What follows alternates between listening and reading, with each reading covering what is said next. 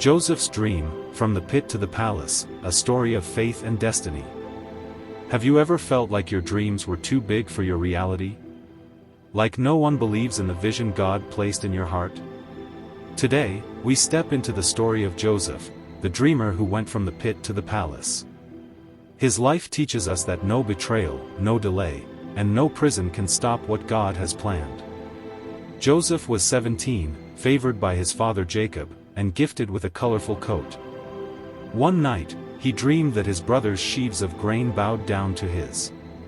Then another dream, the sun, moon, and 11 stars bowed to him. Excited, Joseph shared his dreams. But instead of joy, he met envy. Brothers' voices echo. Do you think you'll rule over us? Not everyone will celebrate your calling. But remember, when God gives a dream, He also gives the strength to protect it. The betrayal. One day, Jacob sent Joseph to check on his brothers. When they saw him coming, jealousy filled their hearts. Brother whisper. Here comes that dreamer. Let's kill him and see what becomes of his dreams. They stripped him of his coat, the symbol of favor, and threw him into a dry pit. Later, they sold him to merchants for 20 pieces of silver. The dreamer was betrayed, but God was still watching. Sometimes, the pit is just a passage to your promise. In Potiphar's house. In Egypt, Joseph served in the house of Potiphar, an officer of Pharaoh. God's favor followed him, everything he touched prospered. Potiphar made him head over his entire household. But soon, temptation came. Potiphar's wife tried to seduce him, but Joseph stood firm. How can I do this great evil and sin against God? Angered, she lied, and Joseph was thrown into prison. Even when he did what was right, his world fell apart. But faith doesn't need fair conditions, it needs trust.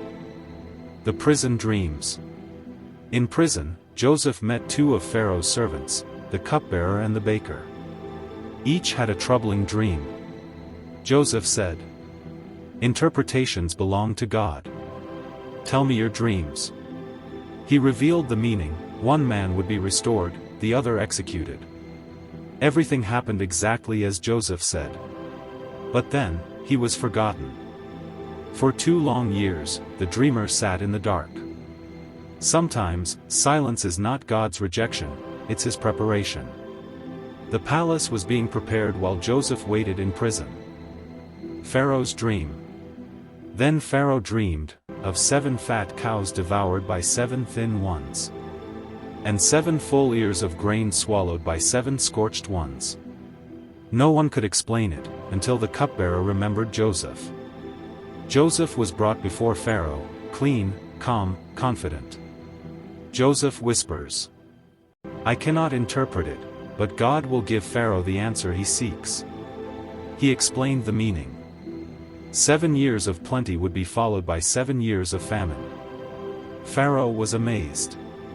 He saw wisdom and divine favor in Joseph and said, "You shall be over my house, only in the throne will I be greater than you."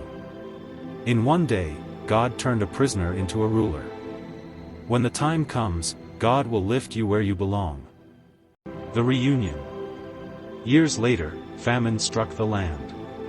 Joseph's brothers came to Egypt seeking food.